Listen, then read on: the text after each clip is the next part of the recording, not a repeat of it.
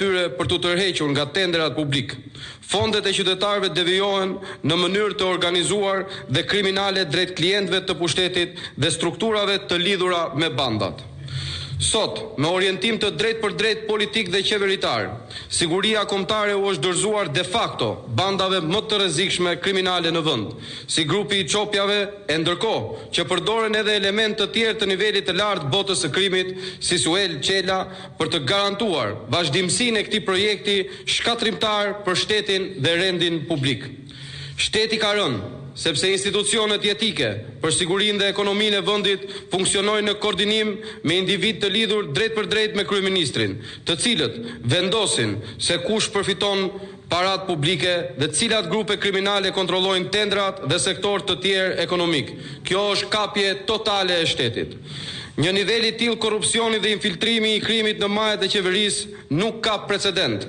Kjo situatë ka shkatruar shtetin e së drejtës, ka cënuar rënd sigurinë kombëtare dhe ka vënë në rrezik të ardhmen e vendit dhe të fëmijëve tanë.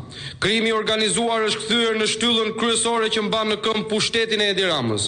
Për këtë arsye sot nuk ka siguri për qytetarët e ndershëm, nuk ka barazi para ligjit dhe nuk ka drejtësi reale. Sot Edi Rama dhe narkopushteti i tij po bëjnë gjithçka për të garantuar paprekshmërinë e personave të lidhur me të, si Ergys Agasi dhe Belinda Balluku. Aferat korruptive të kësaj të fundit kanë pasur si mbikëqyrës dhe garant vetë kryeministrin.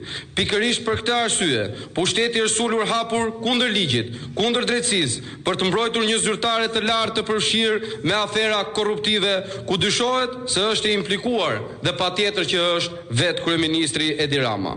Ergys Agasi arriti të largohet nga vendi fal mbështetjes së pushtetit. Përgjegjësia për këtë është e qartë. Ai është akuzuar prej vitesh nga opozita, por edhe nga zëvendës kryeministri Ahmetaj, si koordinator i krimit organizuar. Personalisht e kam ngritur këtë çështje në komisionet parlamentare dhe e kam pyetur shefen e shërbimit informativ zonja Vlora Hyseni, e cila nuk dha asnjë përgjigje se a kishte dieni kjo zonjë apo shërbimi informativ për lidhjet dhe për këtë person që akuzohej si koordinator i krimit organizuar. Në komisionin e punëve të brendshme, shefja e shërbimit informativ heshti. Ndërsa Ergys Agasin e ndihmuan të largohej, Belinda Balluku vazhdon të mbrohet nga qeveria dhe kryeministri, pasi konsiderohet si kutia e Pandorës e pushtetit të tij. Kryeministri dhe zëvendës kryeministra e tij janë përgjegjës për mbi 200 milion euro në aferën e Unazës Madhe, 190 milion euro në tunelin e Llogaras, 80 milion euro në projektin Tigri 1 dhe Tigri 3, 160 milion euro në rrugën Qukës-Qafpllocë, si dhe qindra miliona euro të tjera.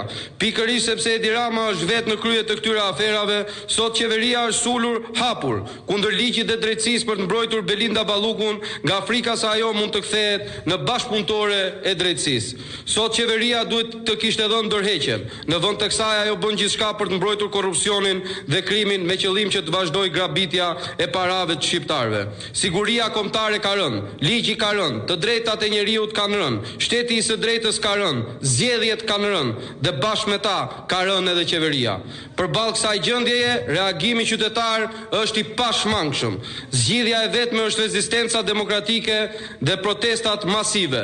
Me 22 dhjetor, ora 18:00, qytetarët do të jenë bashkë në protestë, në revolt kundër këtij regjimi kriminal dhe mafios. Faleminderit.